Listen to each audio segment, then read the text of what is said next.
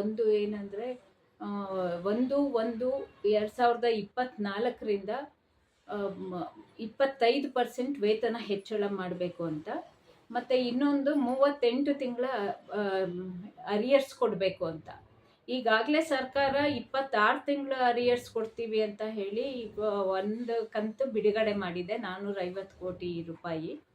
ಆದರೆ ನಾವು ಕೇಳ್ತಾ ಇರೋದು ಕೋವಿಡ್ ಸಂದರ್ಭದ ಒಂದು ವರ್ಷದ ಅಂದರೆ 12 ತಿಂಗಳ ಹಿಂಬಾಕಿ ಏನಿದೆ ಅದನ್ನು ಕೊಡಬೇಕು ಅಂತ ಕೇಳ್ತಾ ಇದ್ದೀವಿ.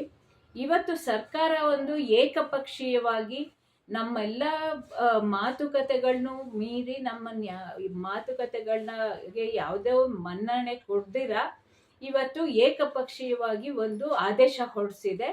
ಆ ಆದೇಶವನ್ನು ನಾವು ಜಂಟಿ ಕ್ರಿಯಾ ಸಮಿತಿಯಿಂದ ನಾವು ತಿರಸ್ಕಾರ ಮಾಡ್ತಾ ಇದ್ದೀವಿ. ಯಾತಕ್ಕಂದರೆ ಒಂದು ಆದೇಶದಲ್ಲಿ ಏನಿದೆ ಅಂತಂದರೆ, ಈ ಹಿಂದೆ ಒಂದು ಆದೇಶ ಹೊರಡಿಸಿತ್ತು 18 ಫೆಬ್ರವರಿ 2026ರಂದು ಇದೇ ಸರ್ಕಾರ ಏಕಪಕ್ಷೀಯವಾಗಿ. ಆ ಆದೇಶದಲ್ಲಿ 1/4/2025ರಂದು 25ರಿಂದ ವೇತನ ಪರಿಷ್ಕರಣೆ ಮಾಡ್ತೀವಿ ಅಂತ ಹೇಳಿ ಸರ್ಕಾರ ಆ ಆದೇಶದಲ್ಲಿ ಹೇಳಿತ್ತು. ಅದನ್ನು ನಾವು ಒಪ್ಪಿರಲಿಲ್ಲ, ಇವತ್ತು ಕೂಡ ಒಪ್ಪೋದಿಲ್ಲ. ಅದನ್ನೇ ಇವತ್ತು ಮುಂದುವರಿಸಿದೆ ಈ ಸರ್ಕಾರ. 1/4/25ರಿಂದಾನೇ ವೇತನ ಹೆಚ್ಚಳ ಮಾಡ್ತೀವಿ, ಅದರಲ್ಲೂ 12.5% ವೇತನ ಹೆಚ್ಚಳ ಮಾಡ್ತೀವಿ ಅಂತ ಹೇಳಿ ಇವತ್ತಿನ ಆದೇಶದಲ್ಲಿ ಹೇಳಿದೆ ಸರ್ಕಾರ. ನಾವು ಇದನ್ನು ಜಂಟಿ ಕ್ರಿಯಾ ಸಮಿತಿಯಿಂದ ಖಂಡಿತವಾಗ್ಲೂ ಒಪ್ಪೋದಿಲ್ಲ. ಯಾತಕ್ಕಂದರೆ ನಾವು ಕೇಳಿರೋದು 1/1/2024ರಿಂದ 25% ವೇತನ ಹೆಚ್ಚಳ ಮಾಡಿ ಅಂತ. ಮತ್ತು ಯಾಕೆ ಇದನ್ನು ಕೇಳ್ತಾ ಇದ್ದೀವಿ ಅಂತಂದರೆ, 80ನೇ ದಶಕದಿಂದಲೂ ಕೂಡ ಕೈಗಾರಿಕಾ ಒಪ್ಪಂದ ಈ ಸಂಸ್ಥೆನಲ್ಲಿ ಏನಾಗಿದೆ, KSRTCನಲ್ಲಿ ಏನಾಗಿದೆ ಅಂದರೆ 4 ವರ್ಷಕ್ಕೊಮ್ಮೆ ವೇತನ ಪರಿಷ್ಕರಣೆ ಆಗಬೇಕು, ವೇತನ ಹೆಚ್ಚಳ ಆಗಬೇಕು ಅಂತ ನಾವು ಒಂದು ಪದ್ಧತಿ ಆಗಿರೋ ಅಂಥದ್ದು. ಹಾಗಾಗಿ ಸರ್ಕಾರ ಇದಕ್ಕೆ ಒಪ್ಕೊಂಡು ಏನು 2020ರಲ್ಲಿ ಆಗಿತ್ತು ವೇತನ ಒಪ್ಪಂದ, ಅದು 2023ರಲ್ಲಿ ಒಂದು ಸರ್ಕಾರ, ಬೊಮ್ಮಾಯಿ ಸರ್ಕಾರ ಸರ್ಕಾರ ಒಂದು ಆದೇಶ ಹೊರಡಿಸಿತ್ತು ಪೂರ್ವನ್ವಯ ಆಗೋ ಹಾಗೆ. ಅದಕ್ಕೆ 2020ರಲ್ಲಿ ಕೋವಿಡ್ ಸಂದರ್ಭದಲ್ಲಿ ಒಂದು ಅವಾಗ 20ರಲ್ಲಿ ಅದು ವೇತನ ಪರಿಷ್ಕರಣೆ ಆಗಿರಲಿಲ್ಲ, 23ರಲ್ಲಿ ಮಾರ್ಚಲ್ಲಿ ಆದೇಶ ಹೊರಡಿಸಿತ್ತು. ಹಾಗಾಗಿ ನಾವು 20ರಲ್ಲಿ ಆಗಬೇಕಾಗಿದ್ದು ವೇತನ ಪರಿಷ್ಕರಣೆ, 24 ಪರಿಷ್ಕರಣೆ, ಹಾಗೆ ಇವಾಗ 24ರಲ್ಲಿ ಆಗಬೇಕಿತ್ತು. ಅದನ್ನೇ ನಾವಿವತ್ತು ಕೇಳ್ತಾ ಇರೋದು, 1/1/2024ರಿಂದ ವೇತನ ಹೆಚ್ಚಳ ಆಗಬೇಕು ಅಂತ. ಸರ್ಕಾರ ಇವತ್ತೇನು ಏಕಪಕ್ಷೀಯವಾಗಿ 1/4/2020 ಕಾಲಹರಣ ಮಾಡಿಕೊಂಡು ಬಂದಂಥ ಸಂದರ್ಭದಲ್ಲಿ ಏಕಾಏಕಿ ಸಾರಿಗೆ ಸಂಘಟನೆಗಳ ಜೊತೆ ಒಂದು ಕಡೆ ಮಾತುಕತೆ ಆಡ್ತಕ್ಕಂಥ ಕೆಲಸವನ್ನು ಮಾಡಿಕೊಂಡು, ಮತ್ತೊಂದು ಕಡೆ 12.5% ವೇತನದ ಹೆಚ್ಚಳವನ್ನು ಮಾಡಿರ್ತಕ್ಕಂಥ ಸರ್ಕಾರದ ವಿರುದ್ಧವಾಗಿ ನಾವೆಲ್ಲರೂ ಸಹ 20ನೇ ತಾರೀಕು ಹೋರಾಟಕ್ಕೆ ಹೋಗ್ತಾ ಇರೋದ್ರಿಂದ BMTCನಲ್ಲಿ ಅತಿ ಹೆಚ್ಚಿನ ಸಂಖ್ಯೆಯಲ್ಲಿ ತಾವೆಲ್ಲರೂ ಸಹ ಬಂದು ಭಾಗವಹಿಸಬೇಕು, ಕಾರ್ಯಕ್ರಮವನ್ನು ಯಶಸ್ವಿಗೊಳಿಸಬೇಕು ಅಂತಕ್ಕಂಥದ್ದನ್ನು ಮನವಿ ಮಾಡ್ತಾ ಇದ್ದೀನಿ.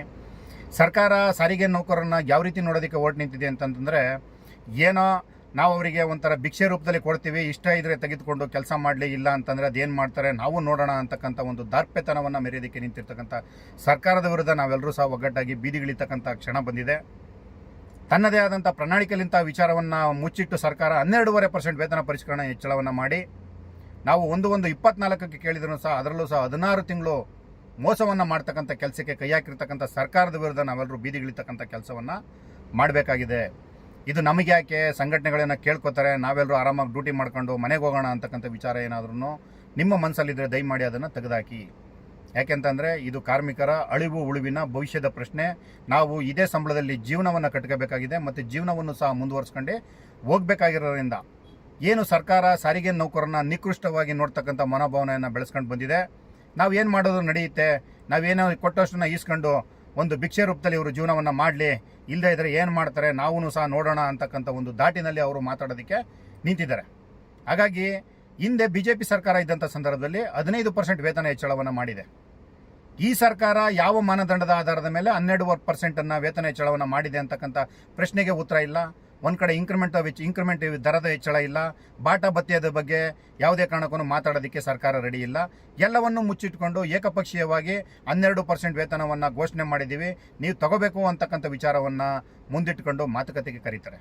ಹಾಗಾಗಿ ಕಾರ್ಮಿಕರೇ, ಇದು ನಮ್ಮ ಬದುಕಿನ ಪ್ರಶ್ನೆ, ಭವಿಷ್ಯದ ಪ್ರಶ್ನೆ, ನಮ್ಮ ಜೀವನದ ಪ್ರಶ್ನೆ ಆಗಿರೋದ್ರಿಂದ ಈ ಸರ್ಕಾರವನ್ನು ನಾವೆಲ್ಲರೂ ಸೇರಿ ಪ್ರಶ್ನೆ ಮಾಡಬೇಕಾಗಿದೆ. ಹಾಗಾಗಿ ಪ್ರಶ್ನೆಯನ್ನು ಮಾಡೋದಕ್ಕೋಸ್ಕರನೇ ನಾಳೆ ಟೌನ್ ಹಾಲಲ್ಲಿ ಹೆಚ್ಚಿನ ಸಂಖ್ಯೆಯಲ್ಲಿ ಸೇರಬೇಕಾಗಿದೆ. ಡ್ಯೂಟಿ ಇಳಿದಂಥವ್ರು ಮತ್ತು ವಾರದ ರಜೆ ಇದ್ದಂಥವ್ರು ಮತ್ತು ಫಸ್ಟ್ ಶಿಫ್ಟನ್ನು ಡ್ಯೂಟಿಯನ್ನು ಮುಗಿಸಿದಂಥವ್ರು ದಯಮಾಡಿ ಹೆಚ್ಚಿನ ಸಂಖ್ಯೆಯಲ್ಲಿ ಟೌನ್ ಹಾಲ್ ಕಡೆ ಬನ್ನಿ. ಇದು ನಿಮ್ಮ ಬದುಕಿನ ಪ್ರಶ್ನೆ ಆಗಿದೆ. ಸರ್ಕಾರ ನಮ್ಮ ಜೀವನದ ಜೊತೆ ಮತ್ತು ನಮ್ಮ ಜೀವದ ಜೊತೆ ಚೆಲ್ಲಾಟ ಆಡೋದಕ್ಕೆ ನಿಂತಿದೆ. ಒಂದು ಕಡೆ ಪಾರಂಪರ್ಯಗಳು ಬದಲಾವಣೆಗೊಳಗಬೇಕಾಗಿದೆ, ಒಂದು ಕಡೆ ಅಧಿಕಾರಿಗಳ ದೊಡ್ಡ ಮಟ್ಟದ ಕಿರುಕುಳಗಳು ಒಂದು ಕಡೆ ಇದೆ. ಇವೆಲ್ಲದರ ವಿರುದ್ಧ ನಾವು ರೋಡಿಗಿಳಿತಕ್ಕಂಥ ಸಂದರ್ಭವನ್ನು ಈ ಸರ್ಕಾರನೇ ನೀವು ಬೀದಿಗೆ ಬನ್ನಿ, ನೀವು ಒಂದು ಜಂಗಿ ಕುಸ್ತಿಗೆ ಹೋಗಲೇಬೇಕು ಅಂತಕ್ಕಂಥ ಒಂದು ಮಾರ್ಪಾಡನ್ನು ಮಾಡ್ಕೊಂಡು ನಿಂತಿದೆ. ಯಾಕೆಂದರೆ ಹಿಂದೆ ಸರ್ಕಾರನೂ ಇದೇ ರೀತಿಯಲ್ಲಿ ಅಡ್ಡದಾರಿಯನ್ನು ತುಣಿದು ಏನೆಲ್ಲ ಅನಾಹುತಗಳಾಗಿತ್ತೋ ಆ ಅನಾಹುತಕ್ಕೆ ಯಾವ ರೀತಿಯಲ್ಲಿ ಉತ್ತರವನ್ನು ಕೊಟ್ಟಿದೆ ಅಂತಕ್ಕಂಥದ್ದನ್ನು ನಮ್ಮ ಕಣ್ಮುಂದುಗಡೆ ಇದೆ. ಕಾಕಿ ಬಟ್ಟೆನ ಹಾಕಕ್ಕೆ ಬಿಡಲ್ಲ ಅಂತಂಥ ಅಧಿಕಾರಿಗಳು ಸುಮಾರು 2,000 ಜನನ ವಜಾ, ಸಸ್ಪೆಂಡು, ಡಿಸ್ಮಿಸ್ ಎಲ್ಲವನ್ನು ಮಾಡಿದ್ರು. ಈ ದೇಶದ ಸಂವಿಧಾನ ಬದುಕಿದ್ರಿಂದ ಅವರೆಲ್ಲರೂ ಮತ್ತೆ ಯೂನಿಫಾರ್ಮ್ ಹಾಕೊಂಡು ಬಂದು ತೋರಿಸಿದ್ದಾರೆ. ಹಾಗಾಗಿ ಈ ಸರ್ಕಾರದ ಗೊಡ್ಡು ಬೆದರಿಕೆಗಳು, ನಿಮ್ಮನ್ನು ನಾವೇನೋ ಎಸ್ಮಾ ತಂದು ನಿಮ್ಮನ್ನು ಡಿಸ್ಮಿಸ್ ಮಾಡ್ತೀವಿ, ಹೊರಗಡೆ ಬೀದಿಗೆ ತಂದು ಹಾಕ್ತೀವಿ, ಈ ಥರದ ದಬ್ಬಾಳಿಕೆ ಕ್ರಮಗಳಿಗೆಲ್ಲ ಎದುರ್ಕೊಂಡು ನೀವೇನಾದ್ರು ಬೀದಿಲಿ ಕೂತ್ರೆ ಸರ್ಕಾರ ಕೊಡ್ತಕ್ಕಂಥ ಭಿಕ್ಷೆಯನ್ನು ತೆಗೆದುಕೊಂಡು ನಾವ್ಯಾರು ಸಹ ಜೀವನ ಮಾಡೋದಕ್ಕಾಗಲ್ಲ. ಹಾಗಾಗಿ ನಮ್ಮ ವಿಚಾರ ಇರ್ತಕ್ಕಂಥದ್ದಿಷ್ಟೇ, ನಾವೆಲ್ಲರೂ ಸಹ ಒಗ್ಗಟ್ಟಾಗಿ ಹೋಗಬೇಕಾಗಿದೆ. ಸರ್ಕಾರದ ವಿರುದ್ಧ ರೋಡಿಗಿಳಿತಕ್ಕಂಥ ಕೆಲಸವನ್ನು ಮಾಡಬೇಕಾಗಿರುತ್ತೆ. ನೀವು ನಮ್ಮನ್ನು ಇಲ್ಲಿವರೆಗೂ ಸಹ 15% ಟಿಕೆಟ್ ದರವನ್ನು ಹೆಚ್ಚಳ ಮಾಡ್ಕೊಂಡು ಕಳೆದ 2.5 ವರ್ಷಗಳಿಂದನೂ ಸಹ ಸಂಬಳವನ್ನು ಹೆಚ್ಚಳ ಮಾಡದಲ್ಲೇ ಸಾರಿಗೆ ನೌಕರರ ಜೀವನ ಜೊತೆ ಚೆಲ್ಲಾಟ ಆಡದಂಥವ್ರು ಯಾರು ಎಂಬುದನ್ನು ಪ್ರಶ್ನೆ ಮಾಡ್ತಕ್ಕಂಥ ಸಂದರ್ಭ ಬಂದಿದೆ. ಪ್ರಣಾಳಿಕೆಯವ್ರನ್ನ ಮುಂದೆ ಇಟ್ಕೊಂಡು ಇಲ್ಲ ಎರಡೂ ಸಂಘಟನೆಗಳನ್ನ ಮೀಟಿಂಗ್ ಕರ್ಕೊಂಡು ಒಂದು ಕಡೆ ಏಕಾಏಕಿ ಸರ್ಕಾರ ಮಾತುಕತೆಯನ್ನು ಆಡದಲ್ಲೇ 12% ವೇತನ ಹೆಚ್ಚಳವನ್ನು ಮಾಡಿ ನಾವು ಇದನ್ನು ಕೊಟ್ಟಿರೋದು ಸರಿ ಇದೆ, ನೀವು ತೆಗೆದುಕೊಳ್ಬೇಕು ಅಂತಕ್ಕಂಥ ಒಂದು ದಾರ್ಪ್ಯತನವನ್ನು ಹೇಳೋದಕ್ಕೆ ನಿಂತಿದೆಯಲ್ಲ, ಅದರ ವಿರುದ್ಧ ನಾವೆಲ್ಲರೂ ಸಹ ಬೀದಿಗಿಳಿತಕ್ಕಂಥ ಕೆಲಸವನ್ನು ಮಾಡಬೇಕಾಗಿದೆ. ದಯಮಾಡಿ ನಾನು ನಿಮ್ಮಲ್ಲಿ ಮತ್ತೊಮ್ಮೆ ಮನವಿ ಮಾಡ್ತಾ ಇದ್ದೀನಿ, ಯಾರು ಕರ್ತವ್ಯ ನಿರತ ಚಾಲನಾ ಸಿಬ್ಬಂದಿಗಳಿದ್ದೀರಾ, ಚಾಲಕರು, ನಿರ್ವಾಹಕರು, ತಾಂತ್ರಿಕ ಸಿಬ್ಬಂದಿಗಳು, ಸೂಪರ್ವೈಸರ್ಗಳು, ಘಟಕ ವ್ಯವಸ್ಥಾಪಕರುಗಳು ಯಾರ್ಯಾರಿದ್ದೀರಾ, ನಾಳೆ ಅತಿ ಹೆಚ್ಚಿನ ಸಂಖ್ಯೆಯಲ್ಲಿ ಟೌನ್ ಹಾಲ್ ಕಡೆ ಬರಬೇಕು ಅಂತಕ್ಕಂಥದ್ದನ್ನು ಮನವಿ ಮಾಡ್ತಾ ಇದ್ದೀನಿ. ಸುಮ್ಮನೆ ಕೂತ್ಕೊಂಡು ಎಲ್ಲ ವಾಟ್ಸಪ್ಪಲ್ಲಿ ಕೂತ್ಕೊಂಡು ಏನೋ ಕೆಟ್ಟದಾಗ ಮೆಸೇಜ್ ಆಗ್ತಕ್ಕಂಥದ್ದು, ಸರ್ಕಾರವನ್ನು ಟೀಕೆ ಟಿಪ್ಪಣಿ ಮಾಡ್ತಕ್ಕಂಥದ್ದು, ಸಂಘಟನೆಗಳನ್ನ ಟೀಕೆ ಟಿಪ್ಪಣಿ ಮಾಡ್ತಕ್ಕಂಥದ್ದು ಸಾಕು. ಈಗ ನಾವು ಬೀದಿಗಿಳಿತಕ್ಕಂಥ ಕಾಲ ಸನ್ನಿಧಿ ಆಗಿದೆ. ಯಾಕಂದರೆ ಸಾರಿಗೆ ನೌಕರರ ಜೀವನ ಜೊತೆ ಚೆಲ್ಲಾಟ ಆಡ್ತಾ ಇರ್ತಕ್ಕಂಥ ಸರ್ಕಾರದ ವಿರುದ್ಧ ನಾವೆಲ್ಲರೂ ಬೀದಿಗಿಳಿತಕ್ಕಂಥ ಕೆಲಸವನ್ನು ಮಾಡಬೇಕಾಗಿದೆ. ಯಾಕಂದರೆ ಸಾರಿಗೆ ನೌಕರರು ಅಂತಂತಂದರೆ ಸರ್ಕಾರಕ್ಕೆ ಒಂದು ರೀತಿಯಲ್ಲಿ ತಾತ್ಸಾರ ಮನೋಭಾವನೆ, ಇವರು ಏನು ಮಾಡ್ಯಾರೋ ನಮ್ಮನ್ನ ಅಂತಕ್ಕಂಥ ಒಂದು ದಾರ್ಪ್ಯತನವನ್ನು ಮೆರೆಯೋದಕ್ಕೆ ನಿಂತಿರ್ತಕ್ಕಂಥ ಸರ್ಕಾರದ ವಿರುದ್ಧ ನಾವೆಲ್ಲರೂ ಬೀದಿಗಿಳಿತಕ್ಕಂಥ ಹೋರಾಟವನ್ನು ಮಾಡಬೇಕಾಗಿದೆ. ಹಾಗಾಗಿ ಸಮಸ್ತ ಸಾರಿಗೆ ನೌಕರ ಸಿಬ್ಬಂದಿಗಳಲ್ಲಿ ಮನವಿ ಮಾಡ್ತಾ ಇದ್ದೀನಿ, ನಾಳೆ ಹೆಚ್ಚಿನ ಸಂಖ್ಯೆಯಲ್ಲಿ 3 ಗಂಟೆಗೆ ಟೌನ್ ಹಾಲ್ ಕಡೆ ಎಲ್ಲರೂ ಸಹ ಮುಖ ಮಾಡಬೇಕು. ಹೆಚ್ಚಿನ ಸಂಖ್ಯೆಯಲ್ಲಿ ಬಂದು ಕಾರ್ಯಕ್ರಮವನ್ನು ಯಶಸ್ವಿ ಮಾಡಬೇಕು. 20ನೇ ತಾರೀಕು ನಡೀತಕ್ಕಂಥ ಮುಷ್ಕರದಲ್ಲಿ ಎಲ್ಲರೂ ಹೆಚ್ಚಿನ ಸಂಖ್ಯೆಯಲ್ಲಿ ಭಾಗವಹಿಸಿ ಮುಷ್ಕರವನ್ನು ಯಶಸ್ವಿ ಮಾಡೋಣ.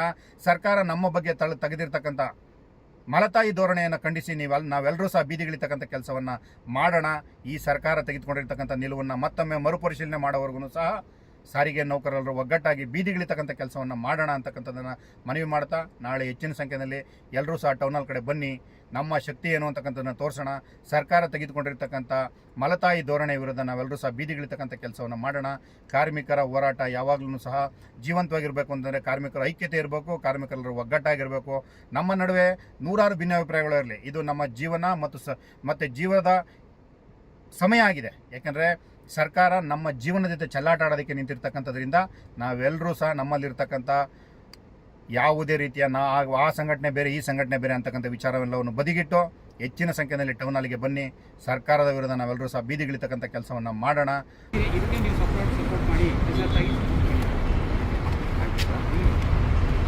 ಒಕ್ಕೂಟದವರು ಲೆಕ್ಕ ಕೊಟ್ಟಿರೋದು, ನಾವು ಒಂದು ಕಡೆ ಸಭೆ ಸೇರಿ ಮಾಡಿ ಒಕ್ಕಟ್ಟಾಗಿ ಒಂದು ವೇದಿಕೆ ಕೊಟ್ಟಿದ್ದಾರೆ. ಏನಿದೆ ಹೋರಾಟ ಜೊತೆಯಲ್ಲಿ ಮಾಡೋಣ ಅಂತ. ಇದಕ್ಕೆ ಜಂಟಿ ಸಂಘಟನೆಯಿಂದ ಏನು ಉತ್ತರ ಬಂದಿದೆ, ನಮಗೆ ಮಾತಾಡೋದಕ್ಕೆ ಸಮಯ ಇಲ್ಲ, ಮುಷ್ಕರ ನಾವು ಅಲ್ಲೇ ಅನೌನ್ಸ್ ಮಾಡಿದ್ದೀವಿ. ಒಂದು ನಿಮಿಷ ಅನೌನ್ಸ್ ಮಾಡಿದ್ದೀವಿ, ಯಾವುದೇ ಕಾರಣಕ್ಕೂ ಮಾತುಕತೆ ಅನ್ನೋಕ್ಕಾಗಲ್ಲ, ನೀವು ಬೇಷರತ್ತಾಗಿ ಬೆಂಬಲ ಕೊಡ್ರಿ ಅಂತ ಕೇಳಿದ್ದಾರೆ. ಯಾವ ವಿಚಾರದಲ್ಲಿ ಅಂತ ಬೇಷರತ್ತಾಗಿ ಬೆಂಬಲ ಕೊಡಬೇಕು? ಈಗ ನಿಮ್ಮ ಪಾಡಿ ನೀವು ಏನು ಬೇಕಾದ್ರೂ ಬೇಡಿಕೆ ಇಟ್ಕೊಂಡ್ಬಿಟ್ರೆ ಅದಕ್ಕೆ ನಾವು ಈಗ ಇವರು ಒಂದು ನಿಮಿಷ ಈಗ ಅವರು ಸಪೋರ್ಟ್ ಪಡ್ಕೊಂಡು ಇಲ್ಲಿ ನಾವು ಎಂಪ್ಲಾಯೀಸೇ ಸ್ಟ್ರೈಕ್ ಮಾಡಬೇಕಾಗಿರೋದು. ಅವ್ನು ಚಂದ್ರು ಬಂದು ಮಾಡಲ್ಲ, ಇಲ್ಲಿ ಜಂಟಿಯವ್ರು ಬಂದು ಅವ್ನು ವಿಜಯ ಭಾಸ್ಕರ್ ಮಾಡಲ್ಲ, ನಮ್ಮನೆ ಹಾಳಾಗಿ ಹೋಗ್ಬೇಕಾ? ಈಗ ನಮ್ಗೆ ಏನ್ ಬೇಕು ಆ ಲೆಕ್ಕಾಚಾರದಲ್ಲಿ ನೀವು ಮಾತಾಡಿ. ಈಗ ಸಮಯ ನಾವು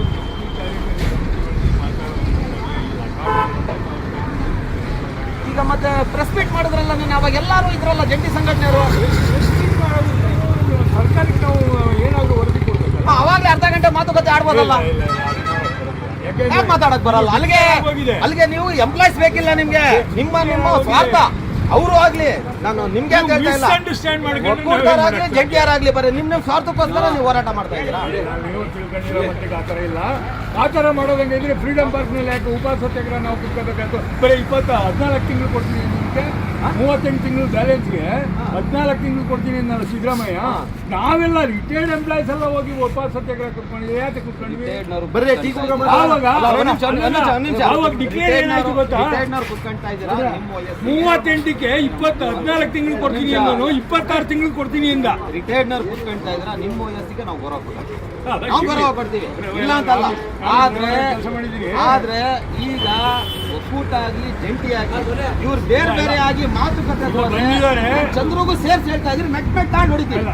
ನಮ್ಮನ್ನ ಯಾವನು ಬೇಕಿಲ್ಲ ನಮ್ಗೆ, ಅದೆಷ್ಟಾಗುತ್ತೋ ಅದೇ ಆಗ್ಲಿ, ಎಷ್ಟಾಗುತ್ತೋ ಅದೇ ಆಗ್ಲಿ, ಮತ್ತೇನೇನ್ ಬೇಕು ನಮ್ಗೆ? ಅಲ್ಲ ಸರ್, ಪನಿಷ್ಮೆಂಟ್ ಅಂದ್ರೆ ನಮ್ಗೆ ಅನ್ಭವಿಸೋದು. ನಿಮ್ ಪಾಡಿಗೆ ನೀನು ನಾನು ಮುಷ್ಕರ ಅಂತ ಹೋದ್ರೆ ಯಾವನ್ ಹಾಳಾಗೋದಿಲ್ಲ. ಬೇಡ ಬೇಡ ಬೇಡ, ಇದಕ್ಕೆ ನಾವು ಒಪ್ಪೋದು ಇಲ್ಲ. ನಾವು ಯಾವುದೇ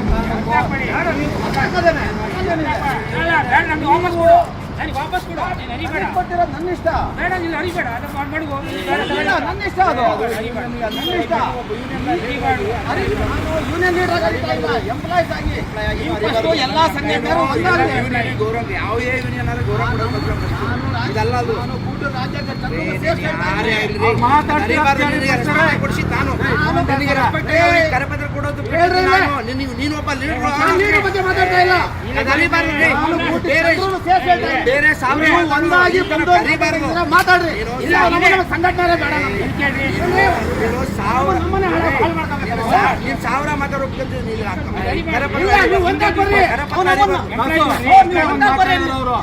ಕಾಲ್ ತೊಳಿತೀವಿ ನಾವು. ಎಲ್ಲ ಕಾರ್ಮಿಕ ಸಂಘಟನೆಗಳು ಒಂದಾಗಿ ಬರ್ರಿ, ನಾವು ನಿಮ್ ಕಾಲ್ ತೊಳಿತೀವಿ. ದುನಿಯಾ ಮಾತಾಡೋದು ನಾನು ಒಪ್ಪಂತಿದ್ದೆ, ನೀನ್ ಕರಪತ್ರ ಒಪ್ಪಲ್ಲ. ಒಂದಾಗಿ ಬರ್ರಿ, ನಾವು ನಿಮ್ ಕಾಲ್ ತೊಳಿತೀವಿ. ಇಲ್ಲಾಂದ್ರೆ ಅಲ್ಲಿವರೆಗೂ ಯಾವ್ದೇ ಕಾರಣಕ್ಕೂ ನಮ್ ಸಂಘಟನೆ ಬೇಕಿಲ್ಲ, ಯಾವನು ಊಟನೂ ಸೇರಿ ಬೇಕಿಲ್ಲ. ಅಷ್ಟು ನೀವು ಒಂದಾಗ್ರಿ, ಏನ್ ನಿಮ್ಗೆ ಏನ್ ಪೂಜೆ ಮಾಡ್ತೀವಿ. ಅದನ್ನ ಬಿಟ್ಟು ನಿಮ್ ಮನ್ಸಿಗೆ ಬಂದಾಗ ಇಷ್ಟ ಬಂದಂಗೆ ಅವ್ನ ಪಾಡಿಗೆ ಅವನು ಇವನ್ ಪಾಡಿಗೆ ಇವನು ನಮ್ಮನೆ ಹಾಳು ಮಾಡ್ಕೊಂಬಂತ ನಾವು ತಯಾರಿಲ್ಲ. ನಾವು ಹಾಳಾಗ್ತಾರ ನಾವು ಸಮಯ, ನೀವಲ್ಲ ಮಾಡಿದಿರಾ. ಇಲ್ಲಿ ಹೋಗೋದು ನಾವೀಗ, ನಾವು ಆಗಿ ಬಂದಿದೀವಿ. ಏನಾಗಿಲ್ಲ ಹೇಳ್ತಾರೆ, ಹೇಳ್ರಿ.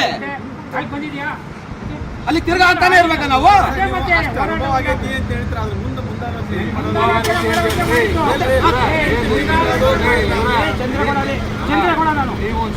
ಗೌರವ ನಾನು ಹೇಳಿದ್ದಲ್ಲ, ನಾನು ಹೋಗಂದ ಸರಿ ಸಭೆ. ಈಗ ನೀವು ಹೇಳ್ತಾ ಇದ್ರಲ್ಲ, ಇದು ತೆಲಂಗಾಣದಾಗ ಯಾಕೆ ಹೋರಾಟ ಮಾಡಿದ್ರಿ? ನೀವು ತೆಲಂಗಾಣದಾಗ ಹೆಂಗ್ ಹೋರಾಟ ಮಾಡಿದ್ರಿ? ನೀವು ಎಡಿಸಿನವರು ಸಿಎಡಿನವರು ಅಲ್ಲಿ ಸರ್ಕಾರ ವಿಲೀನ ಆಗ್ಬೇಕು ಹೆಂಗ್ ಹೋರಾಟ ಮಾಡಿದ್ರಿ? ಮಾಡ್ರಿ, ಮತ್ತೆ ನೀವು ಮಾಡಿ ತೋರಿಸ್ರಿ ಇಲ್ಲಿ ಹೋರಾಟನ. ಅಲ್ಲಾಗ